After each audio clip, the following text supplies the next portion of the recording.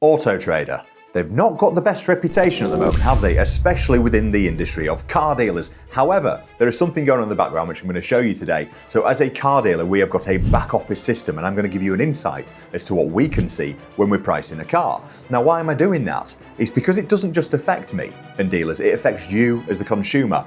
Price markers are not a new thing. It's a way of gauging whether or not you think you are getting good value on the purchase that you're making. However, when you see what I'm going to show you in the background here, I'm hoping it's going to change your mindset totally, because I think there's something dodgy going on here. Something isn't adding up, and I want to show you it so you can make your own mind up and see whether or not you think there's something sinister bubbling away. So join me as we try and work out what is going on with AutoTrader.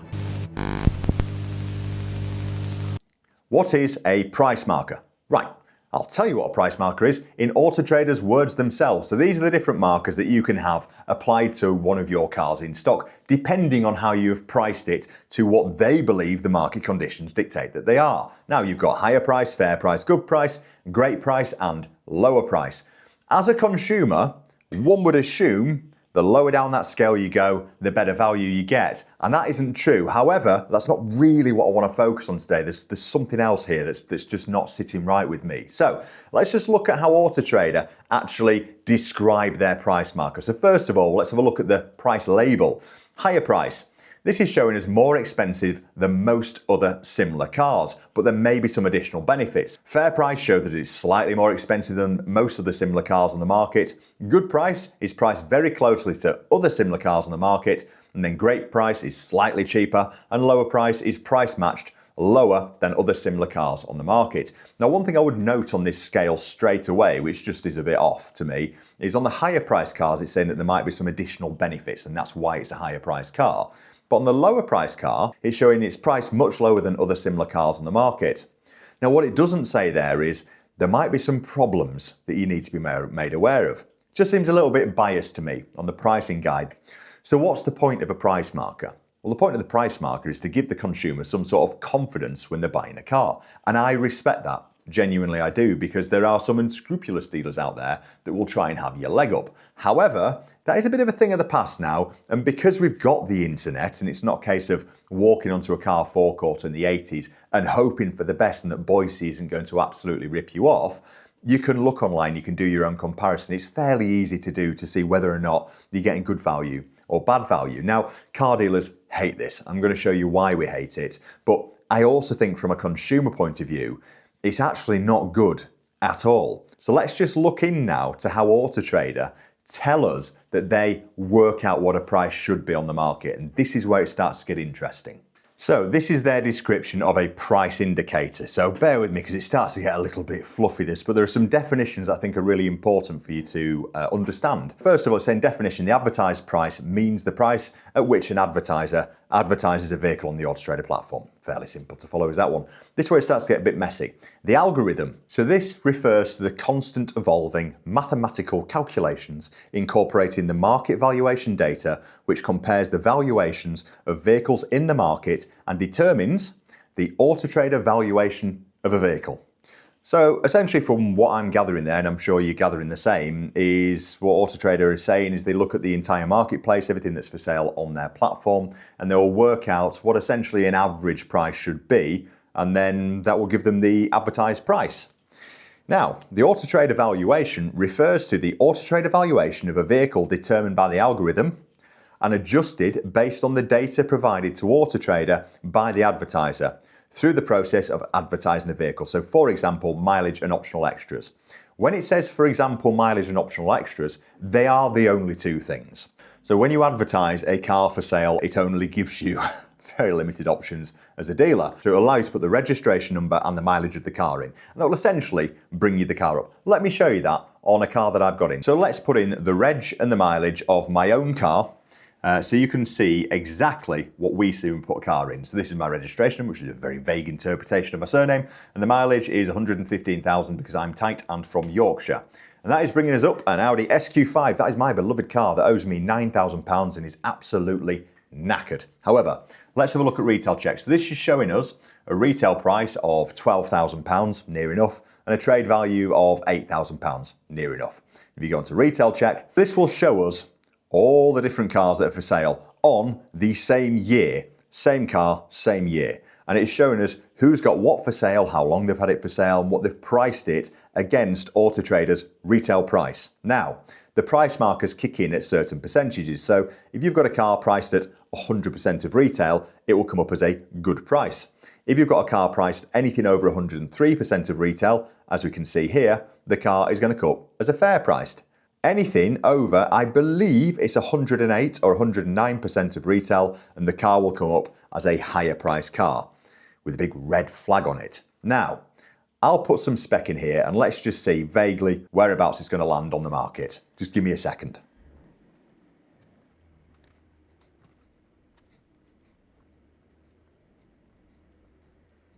So I've put the spec in now, and as you can see, my car is above average in spec, which is telling me now the retail valuation is more than the £12,000 we first thought it was. So I can price that car now. If I price it at 100% of AutoTrader retail, that is 12,387. The furthest I can push that car without getting a price marker on is 103%, which takes it to £12,759. So as a dealer, I could comfortably put that car in as 12,750 and not have a price marker. Even though it's shown as £363 above the retail valuation, the customer will never know. That's as far as I can take it. And that on the market sits it right at the top of the people who are selling the car in the good price, which is fair enough. Does that kind of make sense so far? Now, one of the problems with the price marker, and this is a biggie, is my car has got a good service history record. However, if a man next door to me is selling an identical car in every single possible way, but has a terrible service history, there's nowhere to enter that information that affects the price on this car. But I would argue is probably one of the most important things when you're looking at the price of a car. The other thing as well is condition. I can't put in this system that my car is in excellent condition. It isn't. I reversed into a lamppost recently. However, the man that has reversed his car into a lamppost, and I haven't, for example, it doesn't affect the price at all. So that's kind of the major bugbear that car dealers have got with price markers. The other thing as well is my car is 4 owners. The man next door might be selling a 10-owner car, which arguably at that point would start to affect the price. However, still no effect on the price marker.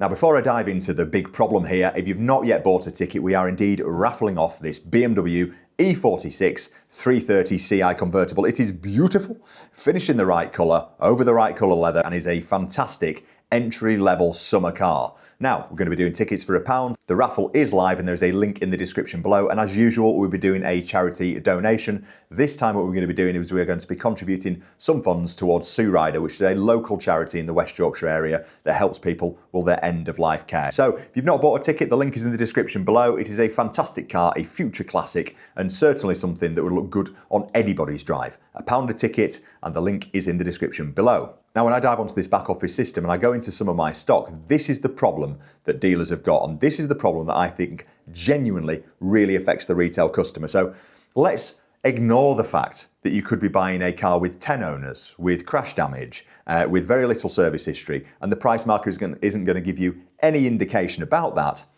The way that they are changing the price markers is where actually it leaves, I think, the customer open to a vulnerable position. So let's look at my advertised stock. As you can see, nothing is performing well at the moment. So if you look across here, it's showing you performance rating. So the performance rating at the moment, mainly in amber, some in green and one in red. Ironically, the electric car, which you think would be doing quite well at the moment with the fuel prices. However, what I would like to look at, for example, is this. This is an Audi A5 convertible. I bought it into stock, I want to say around about a month ago. When I bought this car into stock, the retail price was £15,500. Now, I could actually have pushed it a little bit further. Remember, I was showing you between the 100 and 103%. Now, this is the big problem. As you can see, this is the AutoTrader Insight. It shows you what a car's value trend has been. And it is also showing you, bizarrely, what that car is going to be worth in the future, which seems like a bit of a crystal ball. However, as you can see on this car that I bought around about a month ago in March, we are now in April, in spring, coming up to summer, and this is a convertible Audi A5 S-Line with all of the toys on it. It's absolutely the car that you want in summer. And look at how the price trend has changed. So when I bought that car in, you can see round about here, it was £15,500 retail. And then bizarrely, overnight, it dropped by £500. There is absolutely no rhyme or reason for that. Now, if you're thinking, I know what that is, Rob, that's because of oil prices and the war. Well, actually, the war kicked off at the back end of February, which was here. So we'd already had a bit of a price correction, and you could argue maybe that was to do with oil prices or whatever. But what I find totally bizarre is that AutoTrader say that they get their data from all the cars that are for sale at the moment, and also the popularity and whether or not they're in demand, etc., etc. And when you look at the details on here, it's showing that there's a higher demand than normal. So it's showing that more people are looking for these cars than there are cars available. But then crucially, when you look at what is available, there's only one other for sale. And that car is 117% of retail. Now, crucially, when you look at this car, it actually isn't for sale anymore. And I can tell that because there's no longer a link to a live advert. But that is still sat within that car dealer's retailer store, which therefore is still affecting the market values of that car. So how, when the only other car for sale is way over AutoTrader retail price suggestion, is my price dropping on a car that is perfect for summer and we're coming into the summer season? This isn't the only one that this is happening to. Now, you could argue, Rob, it's quite obvious you are advertising a 3-litre diesel car when the price of diesel has gone from £1 something per litre to £2 per litre. It's quite obvious that's what the problem is. Okay, fair enough. I take that comment on board. Let's have a look at an electric car, shall we? Here's a Tesla I've got in stock. Now notice it says the retail price on this car is just under £28,000 and I've got it for sale for just under £28,000. But again, they're predicting that that car is going to lose value over the next few months, and also there was this drop around the same time in the value of that car. Why?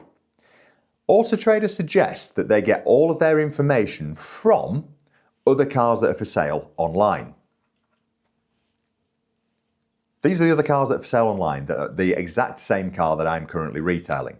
Notice how these car dealers have all got them priced more than AutoTrader retail suggests.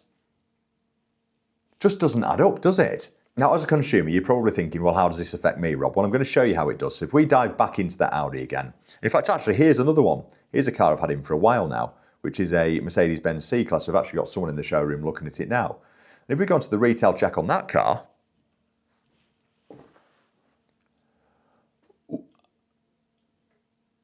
I know for a fact that car dealers haven't all just dropped their prices on their cars, and you can see that from the fact that the car dealers that have had their cars in stock throughout the period when AutoTrader have dropped the prices, they are now sitting in high price or fair price because they were priced higher before this market drop happened.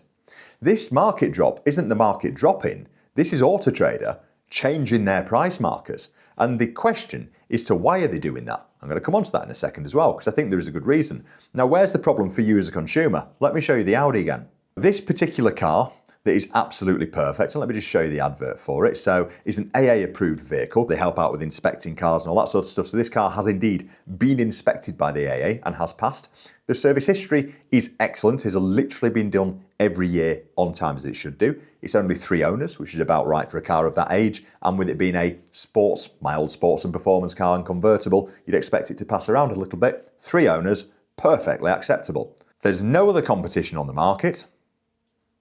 And the problem that you have as a consumer here is, I will tell you what I paid for that car. I paid £13,000 for that car. And the reason I did that is because even though the book price was a lot lower than that, it felt the right money. And it felt the right money because at the time, the retail price was £15,500 and I thought I could probably £15,795, £15,895 this car, around about £3,000 worth of gross margin on it. That's about the least that you want to work for as a car dealer now, because out of that comes your VAT and all these other ridiculous costs. If you've seen any of my other videos, you'll certainly understand these ridiculous costs that comes out of this. However, now that car value has dropped by £500, I'm in a predicament, aren't I? Because none of my other costs have changed within the business. My AutoTrader price, in fact, actually went up this year. Kindly, thank you again. My rent's gone up, my rate's gone up, my electric's gone up. Everything has gone up or stayed the same. My margin has now just been reduced by the very company I pay handsomely to advertise my cars. Now, what are my options there? My options there are, number 1, take less money because I have no other choice. Number 2, keep it on at fair price, which I am doing now, and hope for the best, but I think it's going to take longer to sell, which I'm coming on to in a second. Or number 3, I can start looking at what I'm spending on that car. Now, fortunately, this particular car doesn't need anything. It did need a service, but we've already done that anyway, and it'll need an MOT. If I was an unscrupulous dealer, I would be looking at what I've got to spend on that car in prep now, and not necessarily spending what I was doing before, because I've earmarked that margin. That is built into my forecast over the next month or so, that's due to come in, and I'll replenish it with more stock and we move on. It puts me in a really awkward position, which in turn puts the consumer in a really awkward position, because what do? Cut costs, and that cost will affect the customer. Now, this is where I think it starts to get really messy with this. AutoTrader, I don't think, want us to sell our cars quickly. There's an awkward sort of balance of they need to be getting value for money as a car dealer and selling it quickly, but at the same time, if they're selling slower, then they will have more cars on our platform for longer. It means more money for us. Now, I think there's more to this. AutoTrader own a lease company. So car dealers' cars now look more expensive online. But if our deals look more expensive, in turn, subconsciously as a consumer, you're going to go, well, second-hand cars are still expensive, aren't they? Maybe I'll look at some of the lease deals. Now, I think it's a massive conflict, because as a dealer, I do know that because you have to log into AutoTrader now, I've done it myself, pretending to be a consumer, that they will send you literature about their lease deals, even though I've only been looking at used cars for sale. Now, the big question I've got here is, as a consumer, when you are looking at a car for sale, what is more important to you? When you look at a price marker, do you look at it and go, well, high price means I know I'm going to be paying for a good quality car because it's more expensive than the other ones? Or does it mean to you, this car is overpriced, someone's trying to have my leg up? Or when you look at a lower price car, do you think that's great value because look, it's £1,000 less than everything else on the market? Or do you think there's an issue with that car, maybe I should avoid it? Can you see how it potentially is the opposite of what people think it might be? It'd be really interesting to know what your thoughts are on this one. And if you want to leave a thought in the comment below, I will read through them all, and it'd be great to get some feedback. Until then, I'll see you on the next one. Cheers.